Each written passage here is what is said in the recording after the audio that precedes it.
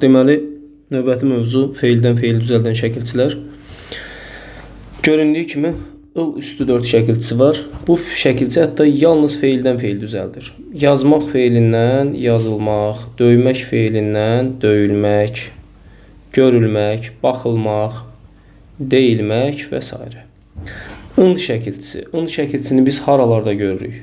Həm mənsubiyyətdir, həm yiyəlik haldır, həm feildən isim düzəldir, əkin, səpin, biçin, həm şəxs sonluğudur, yazın, oxuyun, bilin. Bu anlamda həm də ki, feildən feil düzəldir. Məsəl üçün, döymək feilindən ürəyim döyündü, döyünmək feili. Demək feilindən deyinmək feili. Baxmaq feilindən baxınmaq feili. Hətta m şəklində də cərəyan eləyir. Sonu saitlə bitənlərə m şəklində artırılır. Məsəl üçün, daramaq feilindən daranmaq feili. Bu formada. Baxırıq dır şəkilçisinə. Dırın amonimliyi hardadır? Həm şəxs şəkilçisidir, həm feildən feil düzəldən şəkilçidir. Şəxs şəkilçisi olduğunu bilməyin ən gözəl yolu nədir? Ya adlara artırılır, ya da ki. Ancaq qrammatik şəkilçidən sonra gəlir. Məsəl üçün, yazmışdır. Mış zaman şəkilçisindən sonra gəlir. İnsandır, atadır, anadır. Bunlarda da bəllidir ki, adlar artırılır. Leksik şəkilçi kimi necə işləndiyini bilmək üçün həmişə özündən sonra maq şəkilçisi artıracağıq və feillərin kökünə başlanğıc formasını artıracağıq. Baxın, yazmaq feilindən yazdırmaq feili yaranır. Belə bir söz varmı dilimizdə yazdırmaq? Bəli, var. Demək ki, bu leksik şəkilçidir. Məsəl üçün, amma deyirəm ki, oxuyubdur. Oxuyubdur. Oxuyub dura maq artıra bilirikmi? Oxuyub durmaq. Yox. Oxuyub durmaq feili olmadığı üçün dilimizdə burada leksik şəkilçi kimi götürməyəcək. Demək ki, belə bir söz yoxdur. Baxırıq başqa məsəl üçün feillərdə nə var? Yazdırmaq, güldürmək, bildirmək, sildirmək və s. Bunların hamısında nə olacaq? Leksik şəkilçi olacaq. Keçdik ış şəkilçisinə.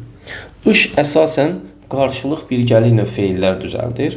Məsəl üçün, yazışmaq, baxışmaq. Canım sizə desin. Burada təbii ki, danışmaq feili sadə feil olmuş olacaq. Deyişmək, döyüşmək, vuruşmaq və s. Bunlar da hamısında leksik şəkilçidir. T şəkilçisi. Baxacağıq. Məsəl üçün, ağlamaq feilindən nə düzəldəcək? Ağlatmaq.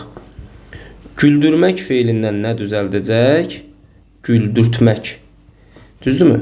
Yəni, bunlarda diqqət eləmək lazımdır. Yəni, bu dır şəkilçisindən sonra, birbaşa feilin özündən sonra, yəni, ümumi olaraq işlənə bilər. Məsəl üçün, çıxmaqdan çıxarmaq feili yaranacaq, buradan çıxartmaq feili yaranacaq. Yəni, feildən feil düzəldir. Gəldik ar və ır şəkilçilərinə. Bu şəkilçilər, uşaqlar, amonim şəkilçilərdir necə? Bax, bayaqlarım dedik, ar şəkilçisi həm də adlardan feil düzəldir. Həm zaman şəkilçisidir, həm də feildən feil düzəldən şəkilçidir. Feildən feil düzəldən kimi uşaqlar 2 dənə feil olacaq. Çıxmaqdan çıxarmaq, qopmaqdan qoparmaq. Bəs digər feillərdə əmələ gələcəkmi? Xeyr. Məsəl üçün, gələr feili var. Qeyri-qəti gələcək zaman. Uşaq deyir ki, ay müəllim, bəs burada niyə olmur? Ay uşaq, buradan sonra mək şəkilçisi artır gör, dilimizdə belə bir feil varmı? Gələrmək feili. Yoxdur. Qoparmaq varmı? Var. Demək ki, burada bəli, bu olacaq. Burada isə yalnız zaman şəkilçisi olacaq. Çıxarmaq feili varmı? Bəli, var. Bəs oxudan oxuyar. Oxuyarmaq feili varmı dilimizdə? Yoxdur. Demək ki, bu da getdi, bu da getdi. Bunlardan ancaq qrammatik kimi olur. Bu da inanıram ki, məntiq olaraq yadınızda qalmış olacaq. Ir şəkilçisi də indiki zamandır, həm də feildən feil düzəldən şəkilçidir. Baxın, harada irdən sonra mək şəkilçisi artıra biliriksə, demək ki, orada leksik şəkilçi kimi işlənə bilir. Köçməkdən köçürmək, bəli, olur. Məsəl üçün, bişməkdən bişirmək, bəli, olur. Uşağı yatır, yatmaqdan yatırmaq olur. Bəs yaxşı, yazmaqdan yazırmaq ola bilərmi? Xeyr. Gəlməkdən gəlirmək ola bilərmi? Xeyr. Demək ki, bu da ar şəkilçisi kimi bütün feillərin hamısına artırıla bilməz. Bunlara da belə diqqət edirik. Bir də uşaqlar ut şəkilçisi var. Qorxmaq feilindən qorxutmaq feili. Bu yadda qalmış olsun. Utdan başqa bir də burada qeyri-məhsuldar bir tək yazılan ümsə şəkilçisi var. Nə düzəldir? Gülmək feilindən gülümsəmək feili yaradır. Bu da yadınızda qalsın. Belə, bunlar oldu feildən feil düzəldən şəkilçi.